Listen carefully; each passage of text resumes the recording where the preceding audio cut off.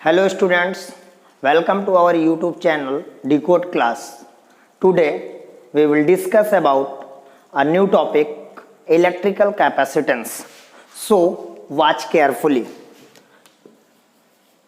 Electric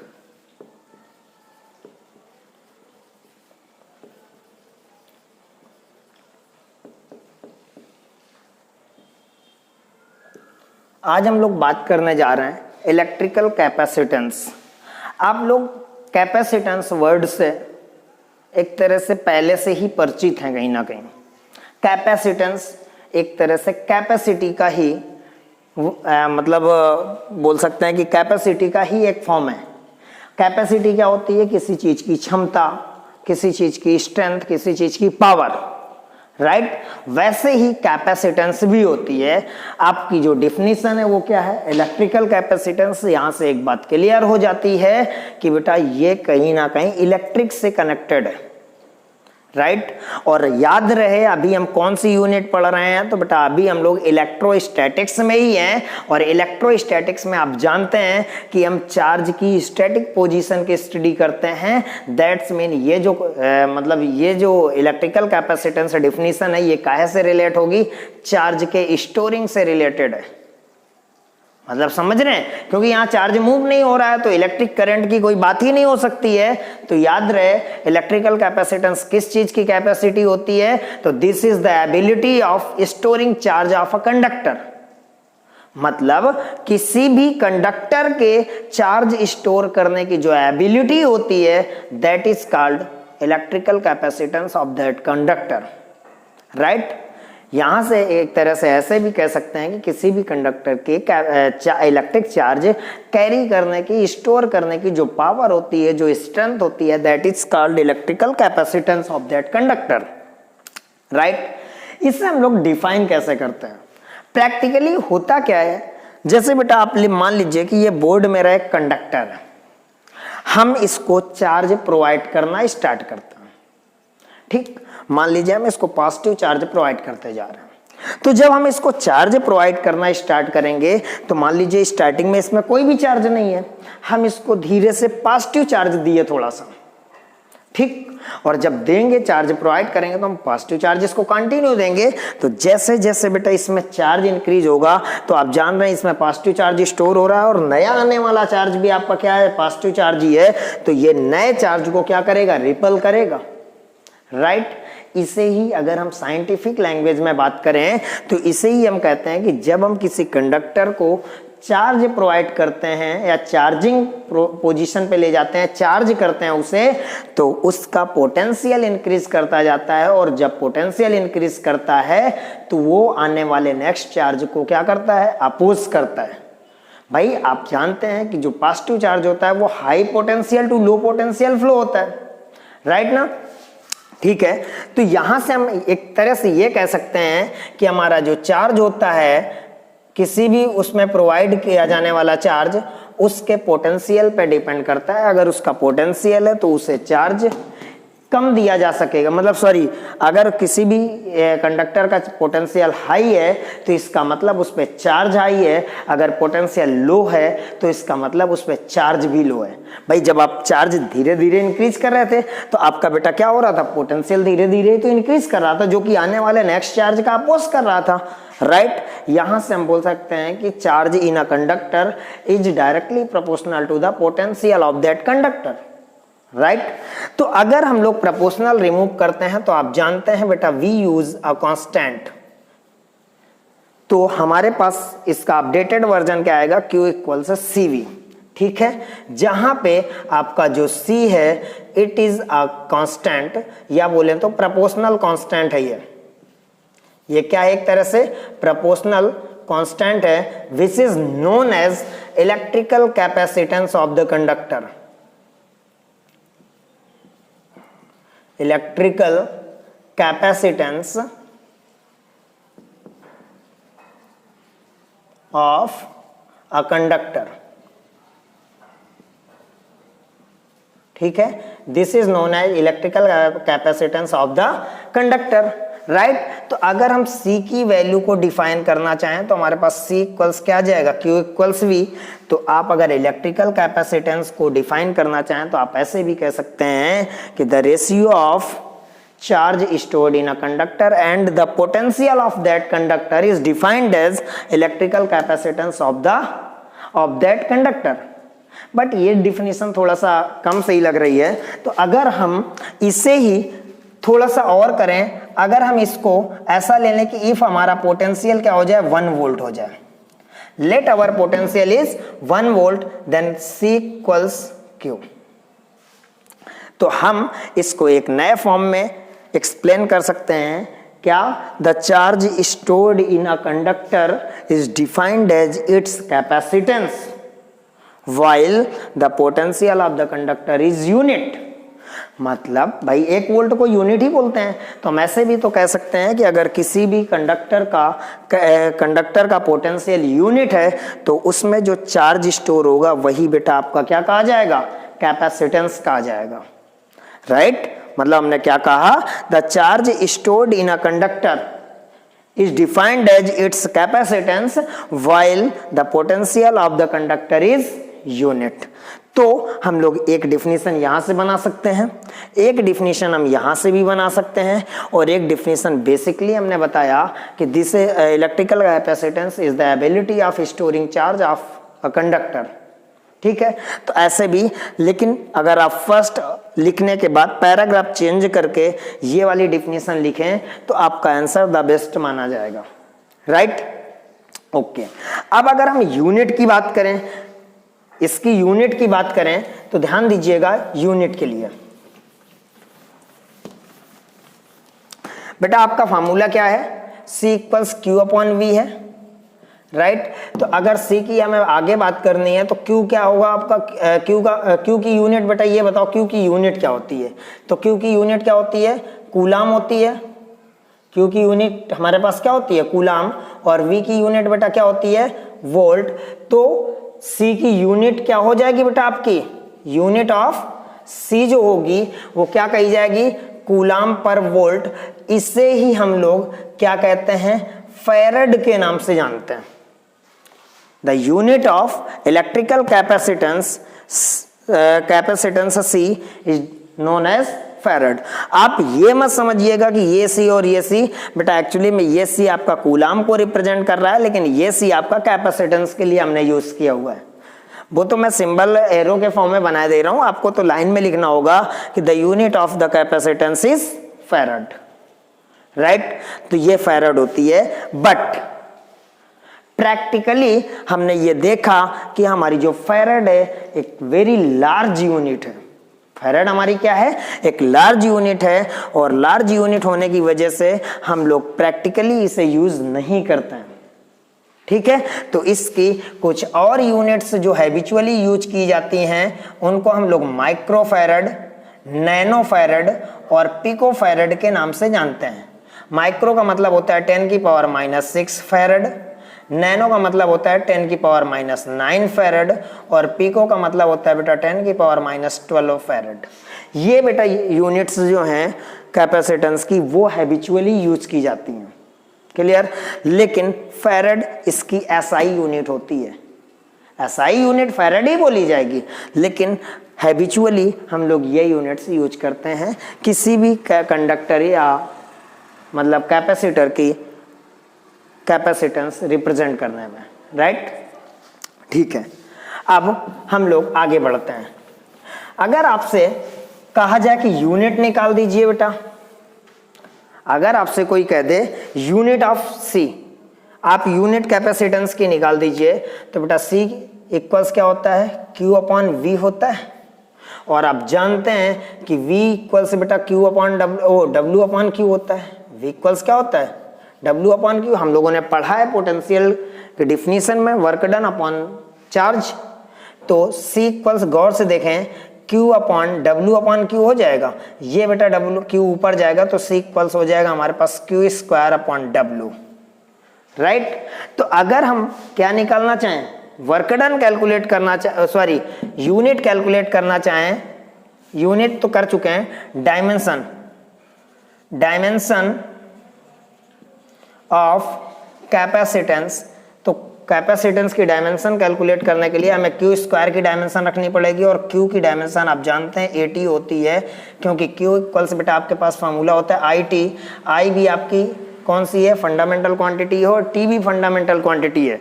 आई को हम लोग रिप्रेजेंट करते हैं कैपिटल ए से, और टी को रिप्रेजेंट करते हैं कैपिटल टी से। किसमें, डायमेंशन सिंबल के फॉर्म में। तो क्यू के लिए 80 आ जाएगी। वर्क डन या एनर्जी के लिए आप जानते हैं इसकी डायमेंशन क्या होती है, ml स्क्वायर टी की पावर बेटा -2, राइट। तो अगर हम इसकी डायमेंशन को लिखें तो बेटा यम इस पूरी डायमेंशन में एक ही है, और वो भी डिनोमिनेटर में है। उससे अगर हमें न्यूमरेटर में ले जाना है तो पावर माइनस करनी पड़ेगी। तो यहाँ पे लग जाएगा यम की पावर -1। बेटा यल की पावर भी सेम आ जाएगी -2। बेटा टी की पावर देखो, टी की पावर ऊपर +2 है, नीचे टी की पावर क्या है -2। ये ऊपर जाएगा तो टी की पावर बेटा आपके पास क्या आ जाएगी, +4 होगी, और ए की पावर बेटा प्लस का क्या है 2। This is the dimension of capacitance, right. Hence this is basic introduction of electrical capacitance, right. और कैपेसिटेंस कैसी क्वांटिटी होगी बेटा, तो ये एक स्केलर क्वांटिटी होगी, ठीक है। आगे देखते हैं हम लोग। Capacitance of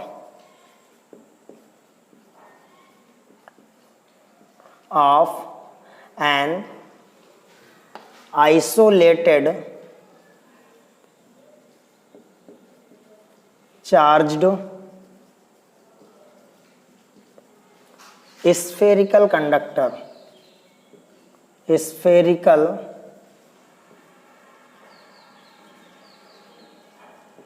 conductor. हम लोग किसकी बात करेंगे, capacitance of an isolated charged spherical conductor, ठीक। तो अब हम लोग क्या करते हैं बेटा, आगे बढ़ते हैं। तो अगर हम लोग मान लीजिए एक स्फेरिकल कंडक्टर बना देते हैं, ये है हमारे पास, जिसको आपने चार्ज प्रोवाइड कर रखा है, क्लियर। और जब आप इसमें चार्ज प्रोवाइड करेंगे तो इस आपका जो चार्ज होता है वो आप जानते हैं, किसी भी कंडक्टर को प्रोवाइड किया गया चार्ज उसके आउटर मोस्ट सरफेस पे यूनिफॉर्मली डिस्ट्रीब्यूट होता है। मतलब उसके अंदर इनसाइड कोई भी चार्ज प्रेजेंट नहीं रहता। किसी भी कंडक्टिंग स्फीयर या कंडक्टर को जब आप चार्ज प्रोवाइड करते हैं तो वो उसके केवल आउटर सरफेस पे ही एग्जिस्ट करता है। हमने ऐसा एज्यूम किया कि इस कंडक्टर की जो रेडियस है वो बेटा हमारे पास कितनी है, स्मॉल a है, और ये बेटा हमारे पास क्या है, सेंटर O है, क्लियर, राइट। एक बात बताओ, अगर आप यहाँ पे कोई चार्ज लेके आओ, सपोज करिए आप कोई टेस्ट चार्ज पॉजिटिव चार्ज लेके आओगे, तो चूंकि इसकी आउटर सरफेस जो है वो यूनिफॉर्मली चार्ज्ड है और कैसा प्लस चार्ज है, तो जब कोई आप टेस्ट चार्ज लेके आएंगे तो वो शायद ऐसे ही जस्ट रिपल होगी कि नहीं होगी, राइट है ना। अगर बेटा आप यहाँ पे लेके आओगे तो वो भी जस्ट आउटसाइड रिपल होगी, अगर यहाँ पे लेके आओगे तो वो भी जस्ट आउटसाइड। ये क्या है, जैसे कोई चार्ज आप लेके आ रहे हैं तो वो चार्ज कैसे किस पथ पे मूव करेगा, हम इसकी बात कर रहे हैं। अगर बेटा यहाँ पे आप कोई चार्ज लेके आए पॉजिटिव चार्ज, तो वो इस पथ पे ऐसे ही मूव कर जाएगा रिपल्सन की वजह से, क्लियर है ना। अगर यहाँ पे चार्ज आप लेके आते तो वो बेटा ऐसे रिपल्सन की वजह से मूव करता, यहाँ पे लेके आते तो वो बेटा ऐसे करता, यहाँ पे लेके आएंगे कोई चार्ज यहाँ पे तो वो बेटा ऐसे जाएगा, और यहाँ भी कोई चार्ज लेके आएंगे तो वो भी बेटा आपका ऐसे जाएगा, क्लियर। ये जो मैंने लाइनें ड्रा कर रखी हैं ब्लू मार्कर से, ये बेटा क्या है, एक तरह से motion path of positive charge है ड्यू टू दिस कंडक्टर। भाई अगर आप पॉजिटिव चार्ज लेके आते हैं तो वो जिस इस पॉइंट पे लाएंगे तो ऐसे जाएगा, इस पॉइंट पे लाएंगे ऐसे मूव करेगा, मतलब ऐसे ऐसे मूव करेगा। और याद करिए आपको जब मैंने इलेक्ट्रिक लाइन ऑफ फोर्स पढ़ाया था तो उसमें मैंने क्या कहा था कि the motion path of positive charge is defined as electric line of force.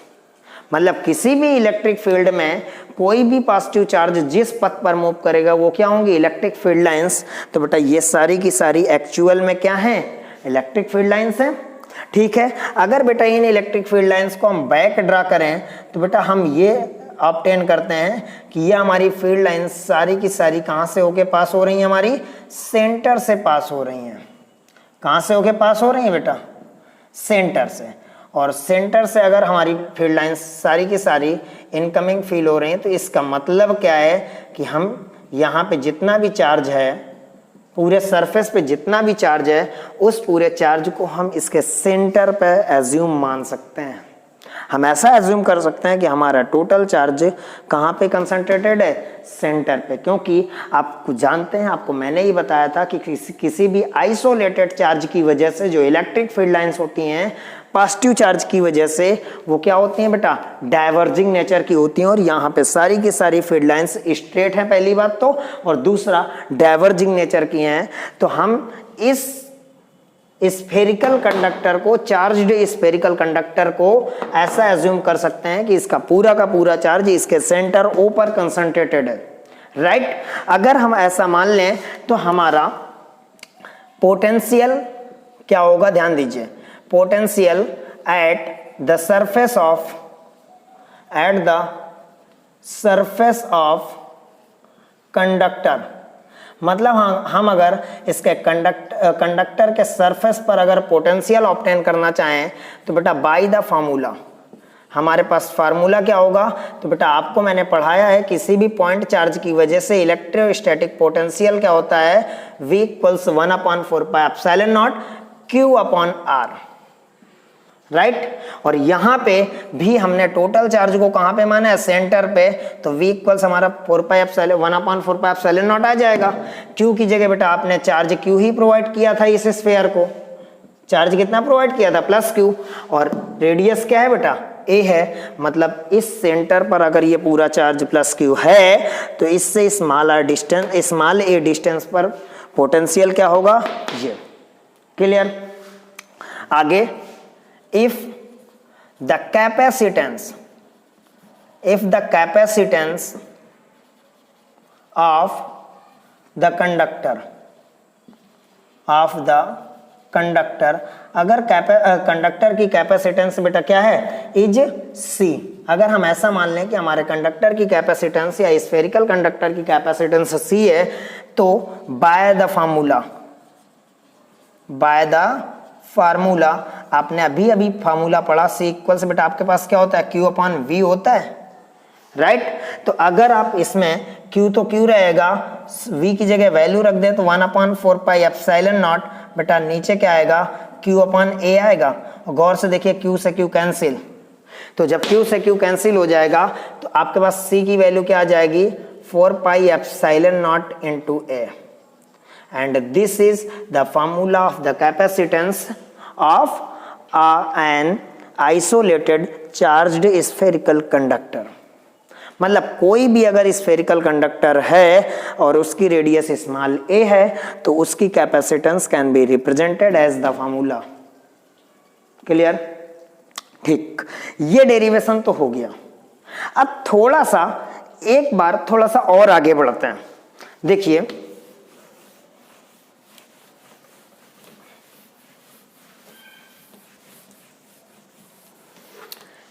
अगर हम ऐसा माने कि कोई कैपेसिटेंस, कोई हमारे पास कंडक्टर है जिसकी कैपेसिटेंस हम लोग 1 फैराड लेके चले।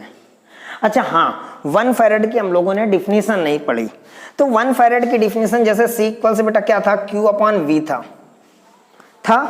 तो आपको मैंने किसी भी यूनिट को, किसी भी क्वांटिटी की यूनिट को कैलकुलेट करना बता रखा है। जैसे ये है, आपको इसकी यूनिट आप जानते हैं फैराड होती है, लेकिन 1 फैराड क्या होगा, तो आप ऐसा बोलिए कि अगर किसी कंडक्टर को 1 कूलम चार्ज प्रोवाइड करने पर उसका पोटेंशियल 1 वोल्ट हो तो उसका कैपेसिटेंस कितनी होगी, 1 फैराड।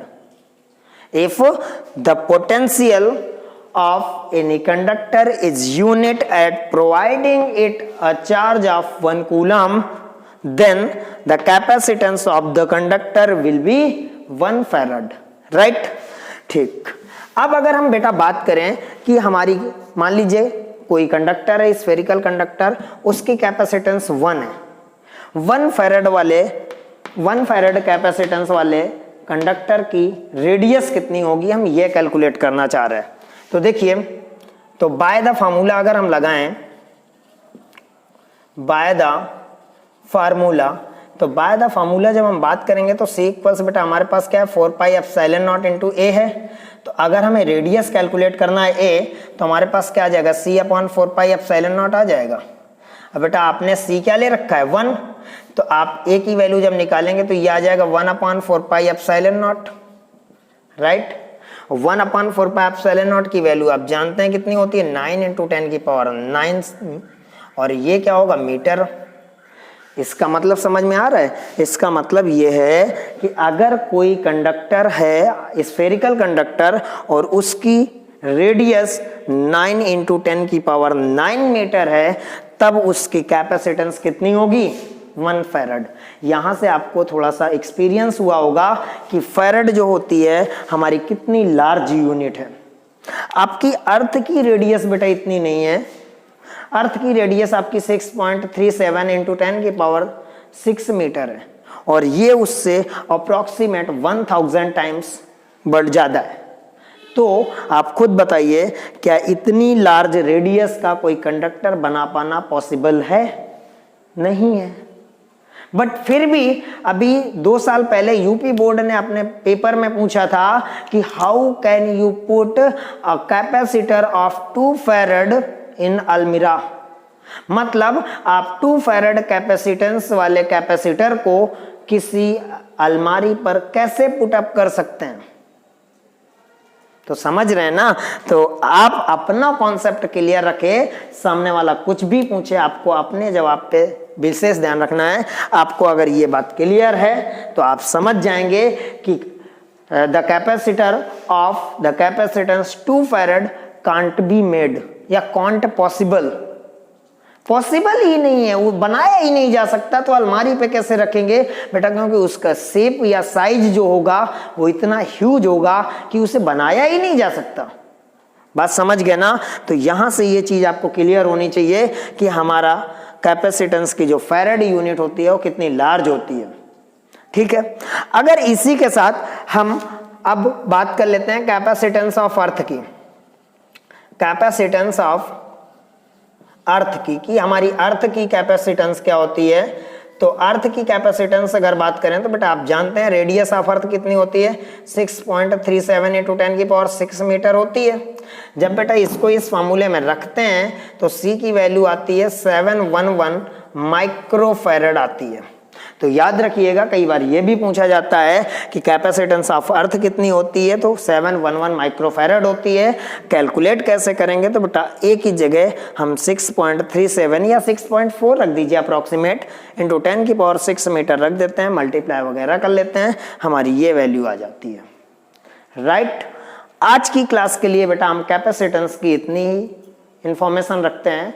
हम लोग next topic next day discuss करेंगे। Okay, thank you class.